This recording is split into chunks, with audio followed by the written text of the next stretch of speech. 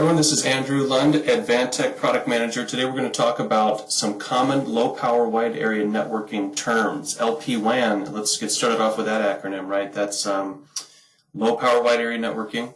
We're going to try and do this in under 3 minutes, so I'll go kind of quickly. We're going to touch on the terms you see below and then a couple others besides that.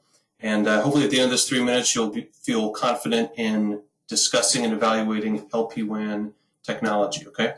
So the first material to kind of start with is a wireless communication map, right? And we've all seen slides like this comparing the throughput and range trade-offs of common wireless technologies, right? LTE, super long range, high throughput, RFID on the lower left-hand side, obviously lower range. Some of the material on the right-hand side of this graph might be kind of new to you, right? So there's things like LoRaWAN, LTE-M, narrowband IoT. What are those?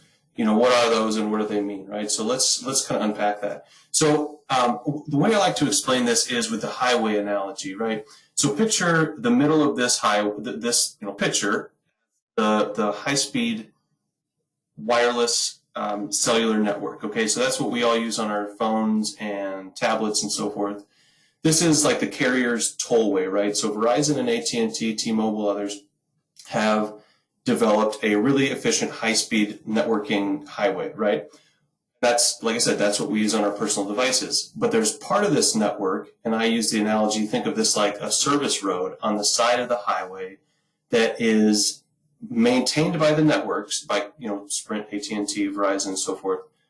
But it's not really useful for much except low data rate, low latency, and low power communication. So narrowband IoT and LTE category M, we can think of those as using this service road, right? It's not the high-speed highway, but just like a lot of highways, there's an adjacent service road, and that's essentially what LTE-M and narrowband IoT operate on, okay? So we can kind of expand the analogy a little bit further and talk about a separate footpath on the side of the highway, right? Let's say a municipality develops a jogging path or something on the side of a highway.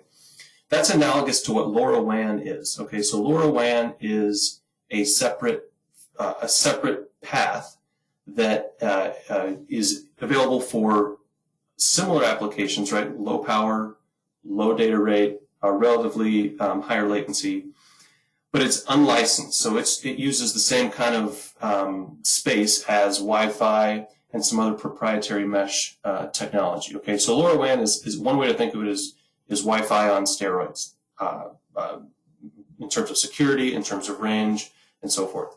So again, this is just an introduction. Now, it has a few products that are in this kind of space, okay, but it can be kind of complicated to explain. Start at the bottom of this picture, though, all right? There's essentially computers and sensors in this category of, all right, things you want to connect to the internet. So you may have a media player, a touch panel PC, an embedded PC, something like that. Connecting that to the internet is fairly straightforward with an LTE network appliance, right? Most people kind of understand that. But when you're connecting IoT type stuff, sensors, let's call them, you can connect in various different ways. And so I won't get into all the details of this. This is the last slide I wanted to show. But essentially there's meshing technology from Advantech. And then there's also this LoRaWAN, narrowband IoT, some of those standards that I talked about on a previous slide. So be sure to check out advantech.com for more information on this and stay tuned. Subscribe to Advantech's YouTube channel for more videos. Thanks.